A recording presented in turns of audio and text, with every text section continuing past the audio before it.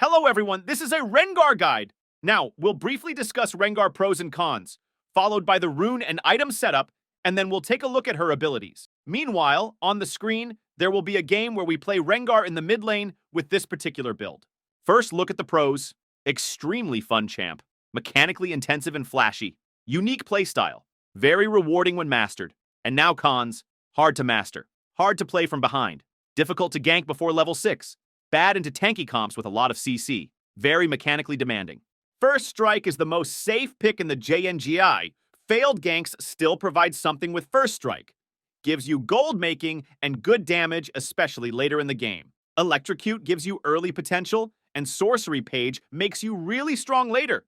In higher elo, you always need Inspiration Secondary instead of Sorcery. Lethal Tempo is good because when it's full stacked, you have more range for leaps and early spike. Conqueror is really good for an early late. Early strength is higher than with First Strike, but similar to Electrocute. Spike and gives extra ad stacks for one-shotting. Really good with hybrid builds or Eclipse Assassin.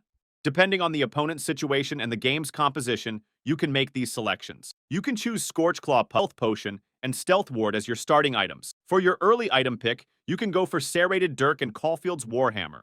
Up to 20 minutes, you can consider purchasing Hubris, Ionian Boots of Lucidity, and Profane Hydra. For your full build, after getting Opportunity recently, you can continue with Cyrilda's Grudge and Edge of Night.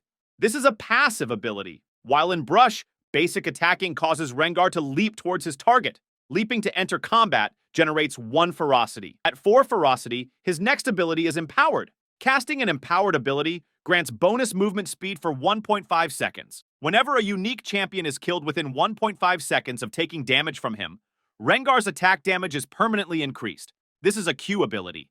Rengar's next 2 attacks gain 40% attack speed. The first attack deals an additional physical damage, max ferocity. The first attack deals physical damage and grants Rengar 101% attack speed for 5 seconds, depending on level. This is a W ability. Rengar Roars, dealing magic damage to nearby enemies and restoring 50% of the damage taken in the last 1.5 seconds as health. Max Ferocity deals 50-20, plus 180% of ability power. Magic damage and additionally cleanses Rengar of crowd control, depending on level.